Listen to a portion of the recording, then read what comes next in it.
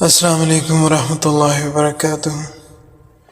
اعوذ باللہ من الشیطان الرجیم، بسم اللہ الرحمن الرحیم۔ اللہم صلی وسلم علی نبینا محمد صلی اللہ تعالی علیہ وآلہ وسلم۔ عزیزان من، سورۃ الانشقاق ہمارے زیر مطالعہ ہے۔ ہم تھوڑا سا گزشتہ سبق کو ریکال کر لیتے ہیں اور اس کے بعد پھر آگے ہم پڑھیں گے اور آج اسے انشاءاللہ مکمل کر لیں گے۔ اللہ رب العالمین تمام جہانوں کا تنہا مالک ہے، خالق ہے، رازق ہے اور سبھی کچھ اسی کے تصرف میں ہے۔ اللہ رب العالمین جس وقت اس دنیا کی بساط کو لپیٹنے کا ارادہ فرمائیں گے تو اس لمحے پھر حضرت اسرافیل علیہ السلام کو حکم ہوگا اور وہ سور پھونکیں گے، اور جیسے وہ سور پھونکیں گے یہ کائنات کا سارا نظام سمیٹ دیا جائے گا، لپیٹ دی جائے گی یہ ساری کی ساری بساط۔ آسمان پھٹ جائیں گے، زمین اپنے خزانے اگل دے گی اور جو کچھ اس کے اندر موجود ہے، جتنے اجزاء ہیں، جتنے مردے دفن ہیں، وہ سب کو باہر نکال کر خالی ہو جائے گی۔ اور یہ جو زندگی ہماری یہاں پہ بسر ہوتی ہے، یہ ایسے ہی نہیں ہے کہ بس صبح اٹھے شام تک اپنے کام میں لگے رہے اور پھر رات سو گئے۔ ایسا نہیں ہے۔ اللہ تعالیٰ نے دو فرشتے جو بہت عزت اور شان والے ہیں وہ ہر ایک انسان کے ساتھ جوڑ رکھے ہیں، جو اس کا پورا ریکارڈ مرتب کرتے ہیں، اس کی فائل تیار کرتے ہیں۔ کرامن کاتبین یعلمون ما تفعلون، اور اس ریکارڈ کو وہ محفوظ رکھیں گے، اور قیامت والے دن جس وقت انسان اپنے رب کی بارگاہ میں پیش کیا جائے گا اس لمحے ان کو یہ فائلز پیش کی جائیں گی۔ اور یہاں دو طبقے وجود میں آئیں گے جن کو فائلز پیش کی جائیں گی۔ ایک طبقہ وہ ہوگا جنہوں نے اپنی زندگی کے اندر اللہ تعالیٰ کو راضی کیا اور تقوی اختیار کیا، نبی صلی اللہ تعالیٰ علیہ وسلم کے طریقوں کے مطابق زندگی بسر کی۔ ان کو اعزاز کے طور پر فرشتے ان کے سامنے آئیں گے اور سامنے سے آ کر ان کو ان کی فائل پیش کریں گے، ان کا اعمال نامہ پیش کریں گے۔ جبکہ دوسری جانب جو اللہ تعالیٰ کے نافرمان ہیں، کفار ہیں، ان کو جب فائل پیش کی جائے گی تو ان کو سامنے سے نہیں بلکہ پشت کی جانب سے فائل پیش کی جائے گی اور ان کے بائیں ہاتھ میں تھمائی جائے گی۔ جو اہل ایمان ہیں ان کے دائیں ہاتھ میں اور جو کفار ہیں ان کے بائیں ہاتھ میں۔ اور یہ اس چیز کا ثبوت ہوگا کہ دائیں ہاتھ میں لینے والے جتنے بھی اہل ایمان ہیں وہ کامیاب ہیں، اور جن کے بائیں ہاتھ میں اعمال نامہ ملا وہ ناکام لوگ ہوں گے۔ اور پھر جب اعمال نامے تقسیم ہو جائیں گے تو اہل ایمان سے ایک آسان سا حساب ہوگا، اور پھر اس کے بعد وہ خوشی خوشی اپنی کامیابی کی نوید سنانے کے لیے میدان محشر میں جہاں ان کے اپنے ہوں گے ان کے پاس جائیں گے اور ان کو بتلائیں گے کہ میں کامیاب ہو گیا۔ جبکہ دوسری جانب جو کافر ہیں، جو مشرک ہیں، ان کو جب ان کا نامہ اعمال ملے گا تو وہ بڑی حسرت اور یاس کے ساتھ اپنی ہلاکت مانگیں گے اور کہیں گے کہ کاش ہم مٹی میں مٹی ہی رہتے، کاش ہمیں دوبارہ زندگی نصیب نہ ہوتی، کاش ایسا ہوتا کہ یہ ساری کی ساری جو تکلیفیں ہمیں نظر آتی ہیں یہ تکلیفیں ہمیں نظر نہ آتی، ہم زندہ ہی نہ کیے جاتے، ہمیں اپنے حساب کتاب کے بارے میں کچھ معلوم نہ ہوتا۔ تو یہ حسرتیں ان کی قرآن نے نقل کی ہیں، اور پھر اس کے بعد وہ اپنی آخری منزل کی جانب بھیج دیے جائیں گے، اور ان کی آخری منزل جہنم ہے جس میں دہکتی ہوئی شعلے مارتی ہوئی آگ ہے۔ اور ایسا کیوں ہے؟ انہ کان فی اہلہ مسرورا، وہ اپنی دنیا کی زندگی کے اندر مگن تھے، مست تھے، خوش تھے اپنے گھر والوں کے ساتھ۔ کیوں؟ وہ یہ گمان کرتے تھے، ان کا یہ یقین تھا کہ جس بارے میں ہمیں پیغمبر صلی اللہ تعالی علیہ وسلم بتلاتے ہیں کہ ایک دن ہے قیامت کا جو لازم آ کر رہے گا اور عنقریب آنے والا ہے، جب تم سب اللہ کی بارگاہ میں اکٹھے کیے جاؤ گے، پیش کیے جاؤ گے، تم پر تمہارے نامہ اعمال پیش کیے جائیں گے، تم سے حساب ہوگا، پھر جزا سزا کا فیصلہ ہوگا، تو وہ جھٹلا دیتے تھے اس چیز کو۔ انہ ظن ان لن یحور، بے شک وہ خیال کرتے تھے کہ ہرگز نہیں لوٹیں گے اپنے رب کی طرف۔ تو اپنے رب کی جانب نہ لوٹنے کا اس قدر ان کو یقین تھا کہ وہ دنیا کی لاو و لعب کے اندر ہی جڑے رہے۔ انہیں بالکل اس چیز کا یقین نہیں تھا کہ کل قیامت والے دن ان کو اللہ کی بارگاہ میں پیش ہو کر اپنی اس دنیا کی زندگی کے بارے میں حساب کتاب دینا ہوگا۔ لیکن ان کا یہ گمان کیوں ایسا گمان ہے؟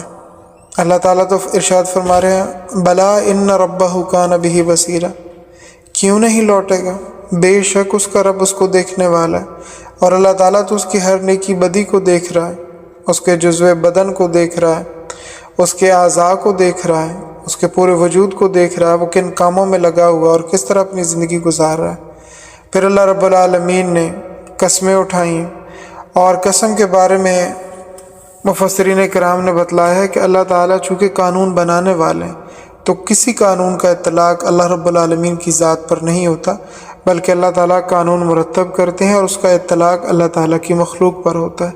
اللہ رب العالمین جس چیز کی چاہیں قسم اٹھائیں، جیسے یہاں پہ اللہ رب العالمین نے قسم اٹھائی ہے شفق کی، پھر رات کی، پھر چاند کی، لیکن جو اللہ تعالیٰ کی مخلوق ہے امت محمد صلی اللہ تعالیٰ علیہ وآلہ وسلم کے لیے جو حکم ہے وہ بتلایا جاتا ہے کہ اللہ تعالیٰ کی ذات کے سوا کسی کی قسم نہ اٹھائی جائے۔ یہ منع ہے، جائز نہیں ہے، اور اس کی تفصیل پیچھے گزر چکی ہے۔ آج ہمارے ہاں چونکہ میڈیا ہماری تربیت کر رہا ہے تو مختلف ڈراماز اور فلمز کے اندر یہ بتلایا جاتا ہے، نظر آ رہا ہے کہ کوئی اپنے بچے کی قسم کھا رہا ہے، کوئی اپنی ماں کی قسم کھا رہا ہے، کوئی اپنے باپ کی قسم کھا رہا ہے۔ تو جس کو جو چیز عزیز ہے وہ اسی کی قسم کھا رہا ہے۔ تو شریعت محمد صلی اللہ تعالیٰ علیہ وسلم کے اندر اللہ تعالیٰ کے علاوہ کسی کی قسم کھانا جائز نہیں ہے، اس چیز کا ضرور اہتمام کیا جائے۔ پھر اس کے بعد اللہ رب العالمین نے انسان کے اوپر آنے والی مختلف حالتوں کا ذکر فرمایا ہے، اور یہ 3 قسمیں کھا کر بتلایا کہ انسان کے اوپر یہ حالات آتے ہیں اور انسان بدلتا ہے۔ انسان اپنی زندگی کے اوپر غور کرے، پانی کے غلیظ قطرے سے نطفہ، اس سے پھر لوتھڑا، پھر اس سے گوشت کا ٹکڑا، پھر اس سے انسانی شکل بنتی ہے، پھر اس میں جان پڑتی ہے، پھر بچے کی شکل میں وہ دنیا میں آتا ہے، پھر جوانی، بڑھاپا، پھر اسے موت آ جاتی، پھر دوبارہ اسے زندگی دی جائے گی، پھر اسے حساب کتاب ہوگا، پھر جزا سزا کا فیصلہ، پھر جنت یا جہنم۔ اسی طرح انسان کی سوچوں میں بھی تغیر ہے، ہر وقت سوچ بدلتی رہتی ہے۔ کسی وقت انسان کی سوچیں اسے امید دلاتی ہیں، کسی وقت خوف دلاتی ہیں، کبھی کامیابی قریب، کبھی ناکامی کی طرف چلا جاتا ہے۔ ایسے ہی یہ صحت ہے، بیماری ہے، بھوک ہے، کبھی تونگری ہے، تو اس طرح کے حالات بھی چلتے رہتے ہیں۔ فما لہم لا یؤمنون، یہ سب کچھ دیکھنے کے بعد بس ان لوگوں کو کیا ہوگا کہ ایمان نہیں لاتے۔ وَإِذَا قُرِئَ عَلَيْهِمُ الْقُرْآنُ لَا يَسْجُدُونَ، یہ آیت سجدہ ہے، جو آپ باب سے سنیں وہ لازمی سجدہ تلاوت کریں، کیونکہ سجدہ تلاوت واجب ہے۔ اللہ تعالیٰ ارشاد فرماتے ہیں اور جس وقت ان کے سامنے قرآن پڑھا جاتا ہے وہ سجدہ کیوں نہیں کرتے اپنے رب کو؟ یعنی ساری چیزیں جاننے کے باوجود، سمجھنے کے باوجود، یہ سارا نظام کائنات نشانیوں کے طور پہ سب کے سامنے ہے، مگر اس کے باوجود وہ ایمان نہیں لاتے، اللہ تعالیٰ کے حضور نہیں جھکتے۔ بل الذین کفروا، بلکہ وہ لوگ جو کافر ہیں، یکذبون، وہ جھٹلاتے ہیں قیامت کو۔ اور اس کی تفصیل پیچھے ہر سورہ مبارکہ کے اندر گزری ہے کہ وہ بڑی شد و مد کے ساتھ قیامت کا انکار کرتے تھے، اور جس غافل زندگی کے اندر لگے ہوئے تھے وہیں ڈٹے ہوئے تھے، اس سے باز نہیں آ رہے تھے۔ وہ جھٹلاتے ہیں قیامت کو، حق بات کو، قرآن کو، توحید اور نبوت کو۔ واللہ اعلم بما یوعون، اور اللہ تعالیٰ خوب جانتا ہے جو وہ جمع کر رہے ہیں۔ یعنی وہ کسی قسم کی کوشش میں تو لگے ہوئے ہیں، اگرچہ ان کی کوشش غلط ہے، برائی کی کوشش ہے، گناہ کی کوشش ہے، اسی چیز میں لگے ہوئے ہیں، تو اس کا بھی بدلہ تو ان کو ملے گا۔ تو ایسے مجرم جو ایمان نہیں لاتے اور آخرت کو جھٹلاتے ہیں، اللہ ارشاد فرماتے ہیں فبشرہم بعذاب علیم، پس ان کو خوشخبری سنا دیں دردناک عذاب کی۔ یہ تنزل فرمایا، ورنہ عذاب کی کیا خوشخبری ہے؟ الا الذین آمنوا وعملوا الصالحات، جبکہ دوسرے طبقے کے بارے میں آ رہا ہے، اللہ تعالیٰ ارشاد فرماتے ہیں مگر وہ لوگ عذاب سے بچ جائیں گے جو ایمان لائے اور انہوں نے اعمال کیے اچھے۔ لہم اجر غیر ممنون، ان کے لیے اجر ہے، اور ایسا اجر ہے جو کبھی ختم نہیں ہوگا۔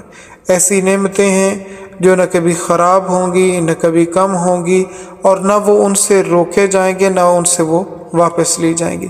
ہمیشہ ہمیشہ کی زندگی، ہمیشہ ہمیشہ کی جوانی، ہمیشہ ہمیشہ کی صحت اور ہمیشہ ہمیشہ کی نعمتیں، ہر طرح کا راحت و آرام اللہ تعالیٰ نے اس مہمان خانے میں جمع کر رکھا ہے اپنے نیک بندوں کے لیے، جو تقوی کے ساتھ زندگی بسر کر کے آئیں گے، اور اس مہمان خانے کا نام جنت ہے۔ اللہ رب العالمین ہمیں محض اپنے لطف و کرم سے جنت الفردوس میں اعلیٰ مقام عطا فرمائے، رسول اللہ صلی اللہ تعالی علیہ وآلہ وسلم کا پڑوس نصیب فرمائے، اور اس دنیا کی زندگی کے اندر اللہ تعالی ہمیں وہ اعمال کرنے کی توفیق نصیب فرمائے، ویسی زندگی گزارنے کی توفیق نصیب فرمائے جیسی اللہ تعالیٰ کو پسند ہے۔ اللہ تعالیٰ محض اپنے لطف و کرم کے ساتھ ان لوگوں کے ساتھ ہمیں بھی شامل فرما دے۔ وآخر دعوانا ان الحمد للہ رب العالمین۔ سبحانک اللہم وبحمدک، نشہد ان لا الہ الا انت، نستغفرک ونتوب الیک۔ والسلام علیکم ورحمۃ اللہ وبرکاتہ۔